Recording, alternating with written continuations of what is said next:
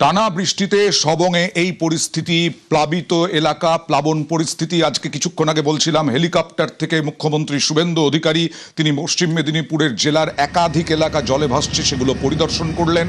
আকাশপথে হেলিকপ্টারে প্লাবন এলাকার পরিস্থিতি খতিয়ে দেখেন শুভেন্দু অধিকারী। গত কয়েকদিনে টানা বৃষ্টি, বিভিন্ন জেলায় প্লাবন পরিস্থিতি, বিশেষ করে সবংয়ের পরিস্থিতি খারাপ। সেই সবংয়ের পরিস্থিতি তিনি পর্যালোচনা করলেন এবং তারপরে আরামবাগে গিয়ে বৈঠক করলেন। আরামবাগ মাস্টার প্ল্যান, সেই মাস্টার প্ল্যান নিয়ে পরিকল্পনা, 1200 কোটি টাকা বরাদ্দ।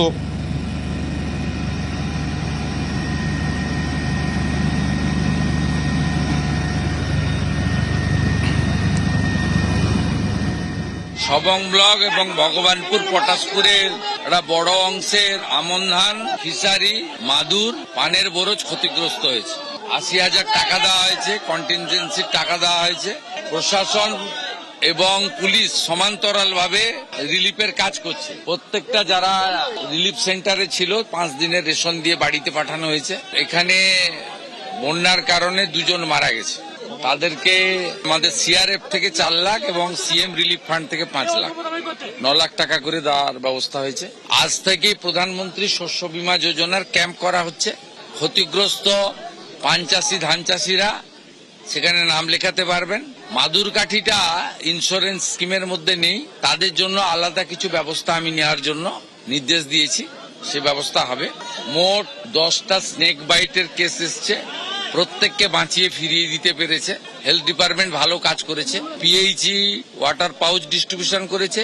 পুলিশকে আলাদা করে টাকা দেওয়া হয়েছে, তারা যাতে জলবন্দী লোকেদের বাড়িতে রেশন এবং 20 লিটারের খাওয়ার জলের জারকিন পৌঁছে দিতে পারে, সে কাজগুলো তারা করছে। 86 সালের পর থেকে এত বছরে কোনো মুখ্যমন্ত্রী প্লাবন পরিস্থিতি দেখতে যাননি। শুভেন্দু অধিকারী জানালেন তাই।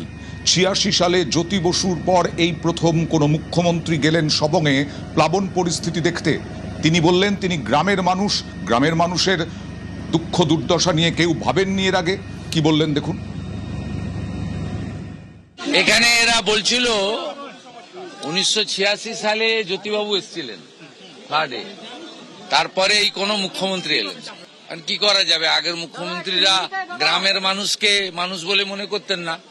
আর আমার সঙ্গে তো গ্রামের মানুষের নাড়ির টান, তাই গ্রাম আমার শুরু, গ্রামই আমার শেষ।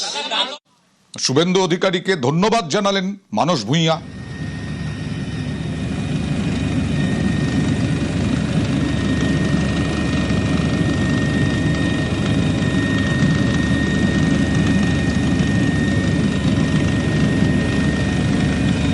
আমার মনে পড়ছে 86 সালে এবং যখন বন্যার গ্রাসে পড়েছিল তখন দেশের প্রধানমন্ত্রী রাজীব গান্ধী এসেছিলেন এবং তারপরে কয়েকদিন বাদে জ্যোতি বসু এসেছিলেন। পরবর্তী পর্যায়ে নদীর জল অনেক গড়িয়েছে, কোনো মুখ্যমন্ত্রী আসেননি বন্যা দেখতে। মুখ্যমন্ত্রী সহৃদয় এবং এই জেলারই মানুষ বন্যা, ঝড়, জল তিনি বহু দেখেছেন, বহু কাজ করেছেন।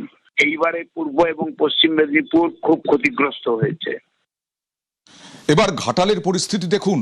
একেবারে ঘাটাল প্লাবিত। ঘাটালে 1 তলা পর্যন্ত, 2 তলা পর্যন্ত ডুবে গেছে। একেবারে পাখির চোখের ছবি দেখছেন। টানা বৃষ্টিতে বেড়েছে ঝুমি নদীর জল। ঘাটালে জলমগ্ন বাড়ি, রাস্তা, চাষের জমি। এ তো প্রতি বছরের বিষয়। ঘাটাল মাস্টার প্ল্যানের প্রতিশ্রুতি দিয়েছিলেন তৎকালীন মুখ্যমন্ত্রী, কিন্তু তা আর হয়ে ওঠেনি। জমা জল পেরিয়ে ব্যাহত যান চলাচল। কি অবস্থা দেখুন। ডোঙাই করে নানে এই গাছগুলো জল সাঁতুরে যেতে হবে, অসুবিধা নাই তো কি। এই তো দোকানটা ডুবে গেছে, এই দেখুন এবার কোথাকে যাবো বাজার করতে। সমস্যা হচ্ছে খুব যাতায়াতে, জল ঢুকছে, এবার কোথাকে যাবো, কি করবো, এবার বাঁধকে যেতে হবে, খাওয়া দাওয়ার কষ্ট, টাকা পয়সা সমস্যা, যেতে করে সাঁতুরে যেতে হবে হাঁড়ি নিয়ে, নৌকো কোথা পাবো। ফ্লাড এরিয়া, বৃষ্টি হলেই বন্যা দেখা দেয়। বর্তমান সরকার সব রকমভাবে আমরা প্রস্তুত রয়েছি। বিগত দিনে সরকার বন্যা নিয়ে যেভাবে সাধারণ মানুষকে দুঃখ, কষ্ট, যন্ত্রণা দিয়েছিল, বর্তমান সরকার, জনগণের সরকার, বিজেপি সরকার সব রকমভাবে প্রস্তুত রয়েছে। আশা করি কোনো মানুষের কোনো সমস্যা হবে না। আমরা রয়েছি ঘাটালের মনসুকা মনসুকা এলাকায় আমার পিছনেই ঝুমি নদী, আর এই ঝুমি নদী কিন্তু পাড় ছাপিয়ে এলাকা প্লাবিত হচ্ছে। এখনো পর্যন্ত ঘাটাল ব্লক এলাকার যেটা জানা যাচ্ছে যে ইড়পালা গ্রাম পঞ্চায়েত এবং মনসুকা গ্রাম পঞ্চায়েত বিস্তীর্ণ এলাকা কিন্তু প্লাবিত হচ্ছে, জল বাড়ছে, আতঙ্কে রয়েছেন এলাকার মানুষ। আরও কতটা জল বাড়বে তা নিয়েই কিন্তু দুশ্চিন্তা বাড়াচ্ছে এলাকার মানুষের। তাদের দাবি যদি বৃষ্টি আরও হয় বা জলাধার থেকে আরও বেশি জল ছাড়ে তাহলে কিন্তু তাদের দুর্ভোগ বাড়বে। সুকান্ত চক্রবর্তী, নিউজ 18 বাংলা, ঘাটাল। গ্রামের মানুষ এখনো কতটা কষ্ট করে যাতায়াত করে দেখে নিন। পড়ুয়ারা কিভাবে যাচ্ছে ভেলায় চেপে, এইভাবে মথুরাপুরে তেঁতুলবেড়িয়ায় স্কুলে যেতে এরকম টায়ার দিয়ে ভেলা বানানো, সেটাই ভরসা এই খুদেদের। একজন একজন করে লাইন দিয়ে দাঁড়িয়ে একজন একজন করে তারপরে ভেলায় চেপে স্কুলে। অবস্থা খারাপ, অবস্থায় আসতে হচ্ছে।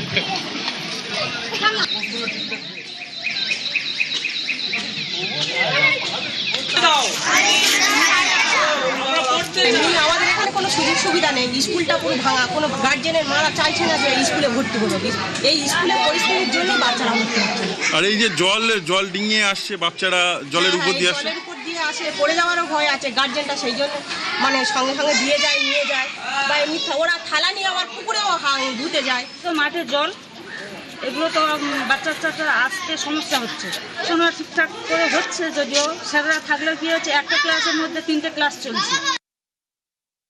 এখন ভেলায় করে বাচ্চারা দেখছি স্কুলে যাচ্ছে, পানীয় জল নেই।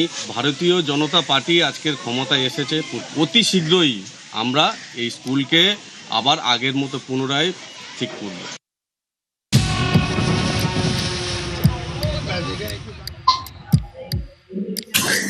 শিল্প শহর হলদিয়ার এই যে ছবিটা গত কয়েকদিন ধরেই কিন্তু রয়েছে। আবহাওয়া দপ্তরের সতর্কতা আগেই ছিল, তারপর সারা রাত টানা বৃষ্টি, যার ফলে জলমগ্ন হয়ে পড়ল আসানসোলের একাধিক এলাকা। সব জায়গা हम लोग जाएंगे और एक-एक लोगों को लेके आएंगे। পেছন দিকে ডুলুং নদী রয়েছে, এই ডুলুং নদীর যে ভয়াবহ রূপ, জলস্তর সকাল থেকে আরও বাড়ছে। আমাদের হসপিটালে যোগাযোগ বিচ্ছিন্ন। জল যন্ত্রণার থেকে মুক্তি চাইছেন হলদিয়ার মানুষজন, চাইছেন নিকাশি ব্যবস্থার উন্নতি। যাদের বাড়ির মধ্যে এক ছাতি জল, তারা কেউ নেই, এখানে বাড়িতে নেই, সব গিয়ে ত্রাণ শিবিরে গিয়ে আছে।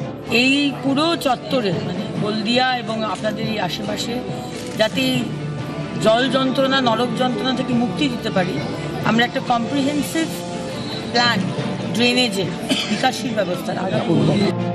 গঙ্গেশ্বরী নদীর ওপর যে মানকানের সেতু, সেই মানকানের সেতু কিন্তু জলের তলায় চলে গিয়েছে। নদীর ব্রিজের উপরে মোটামুটি 6 ফুটের উপরে এখন জল যাচ্ছে এবং আরো জল বাড়বে এবং সম্পূর্ণ অসহায়ভাবে মানুষগুলো দিন যাপন করছে।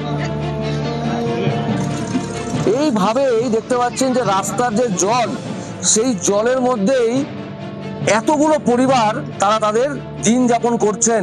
আমি দরজা খুলতে পারি না, জলের ঝোঁকের জন্য, সাপের জন্য অসুবিধা, খুব অসুবিধা, প্রচুর।